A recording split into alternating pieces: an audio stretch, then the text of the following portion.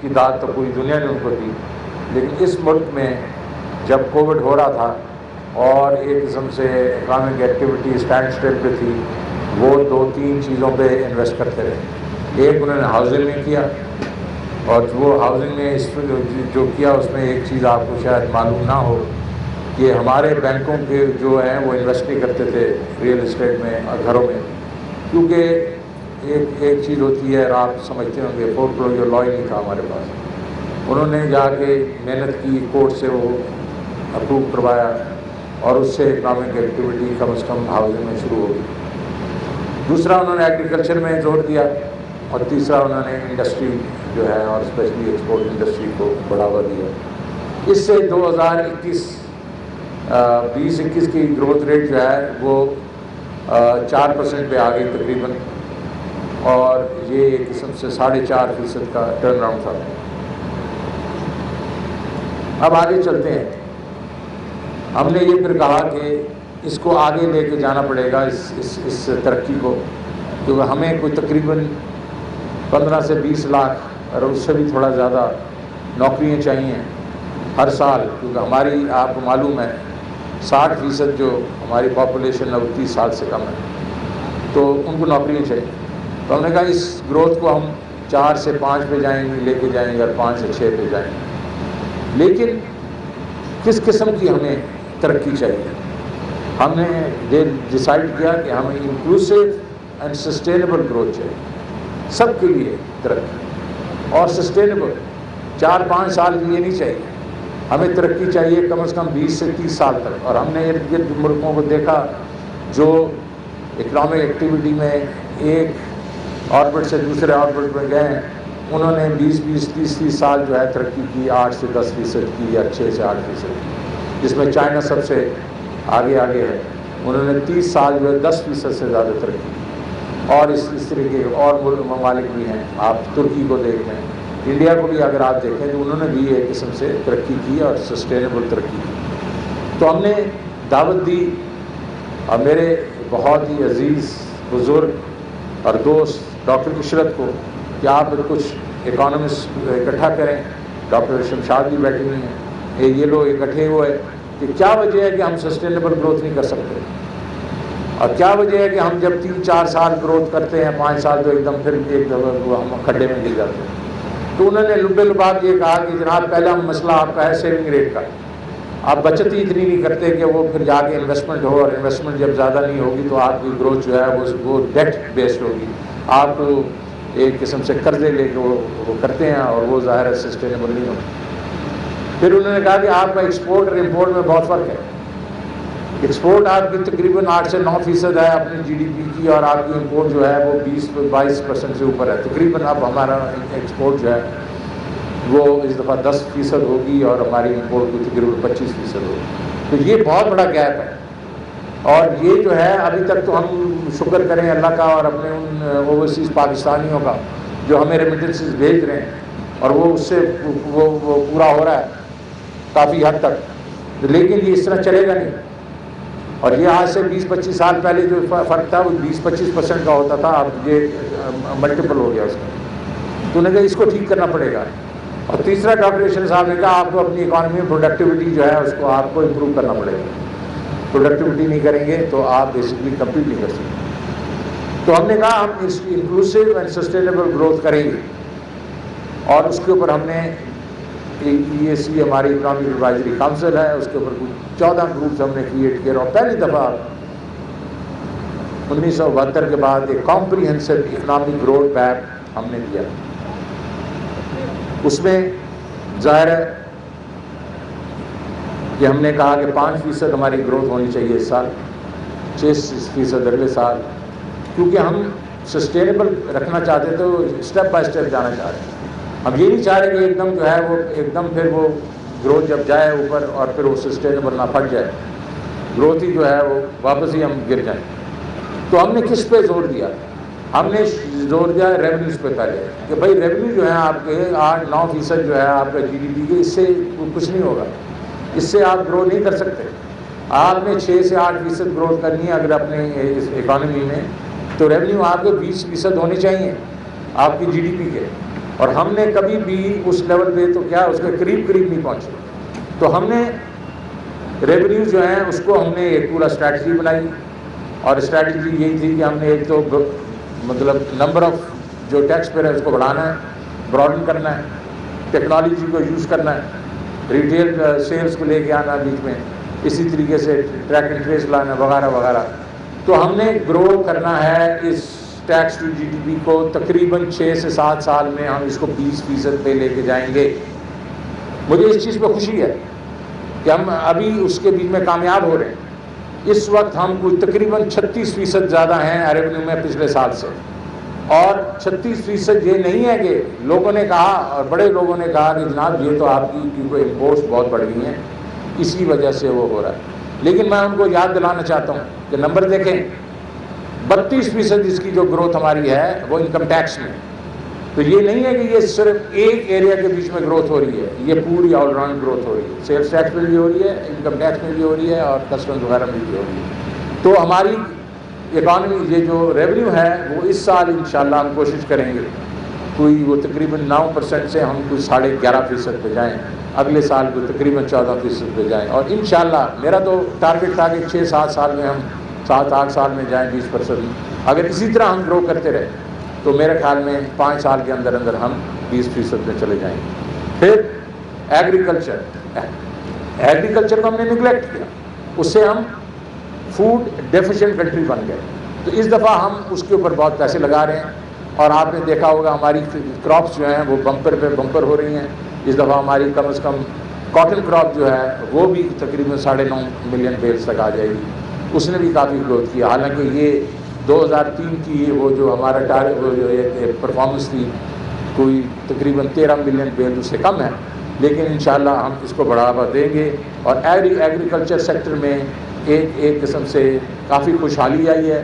Motor cycle جو بک رہے ہیں وہاں, اور اس طریقے سے جو ہے باقی جو چیزیں ہیں الیکٹرانکس بک رہے ہیں, تو اس سے پتہ چل رہا ہے کہ ایگریکلچر کے بیچ میں ہمارے اندازے میں کوئی 1100 ارب روپیہ گیا ہے پچھلے سال میں, اور اس سے کافی ایک قسم کی خوشحالی ہے ایگریکلچر میں. انڈسٹری اور ایکسپورٹس کو بڑھانا ہے, اس کے بھی جب ہم نے را مٹیریل پہ بالکل ڈیوٹیاں اڑا دی ہیں, اور تاکہ لوکل انڈسٹری بھی وہ ایک قسم ترقی کرے اور ایکسپورٹ انڈسٹری بھی جو ہے وہ ترقی کرے. تو ایکسپورٹس جو ہیں وہ تقریباً 32% سے گرو کر رہی ہیں, اور اس کے ساتھ ساتھ جو چیز بہت اچھی ہے اور وہ ہے آئی ٹی ایکسپورٹ.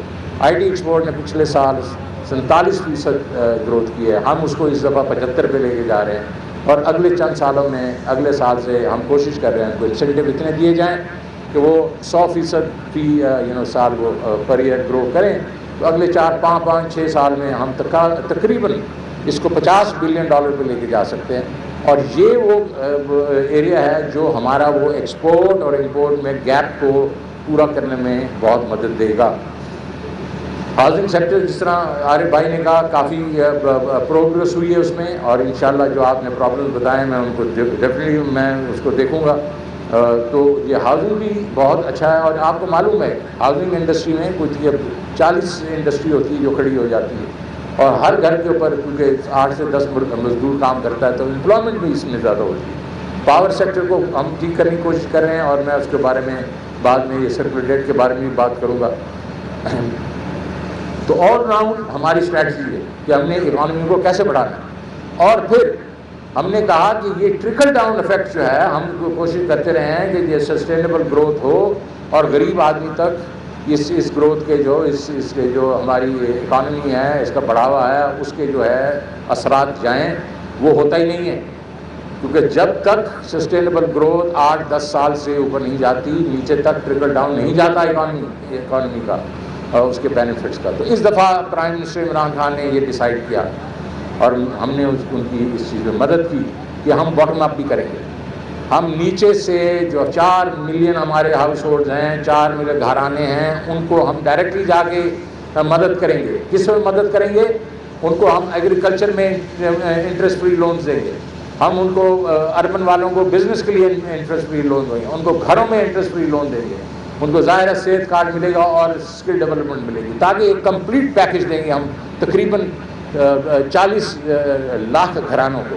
اور یہ جو ہے یہ پیکج جو ہے اگلے 3-4 سال کا پیکج ہے, 1.4 ٹریلین روپے کا پیکج ہے. اور یہ پہلی دفعہ ہو رہا ہے کہ ہم یہ کر رہے ہیں. اور یہ ایک نئی سوچ اس طرح تھی کہ ہمارے بینکر بیٹھے ہوئے ہیں, وہ چھوٹے لون جو ہیں ان کا جو اسٹرکچر ایسا ہے کہ وہ مشکل سے وہاں پہنچتے ہیں. تو ہم نے ان کا کمبینیشن کیا. ہم نے کہا ہول سیلنگ بڑے بینکس کریں گے اور ریٹیلنگ جو ہے وہ ہمارے مائکرو فائنانس بینکس کریں گے, مائکرو این جی اوز کریں گے. اور جو این جی اوز ہیں وہ 30 سال سے لوگوں کو پیسے دے رہے ہیں, چھوٹے لون دے رہے ہیں, اور ان کا جو ریکوری ریٹ ہے وہ تقریباً 98-99% ہے. تو ہم نے دونوں کو کمبائن کر دیا.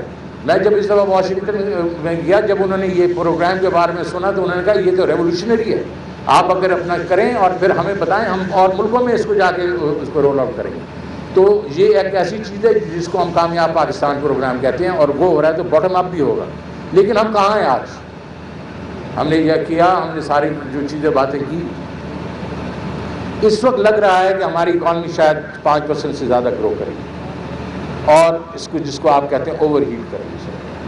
اور اس کی وجہ کیا ہے؟ ہم یہ دیکھ رہے ہیں ریونیو 36% گرو کر رہے ہیں, ایگریکلچر میں کراپس بمپر آ رہی ہیں, ایل ایس ایم جو ہے ڈبل ڈیجٹ گرو کر رہا ہے, لارج اسکیل مینوفیکچرنگ, اور امپورٹس بڑھ رہی ہیں.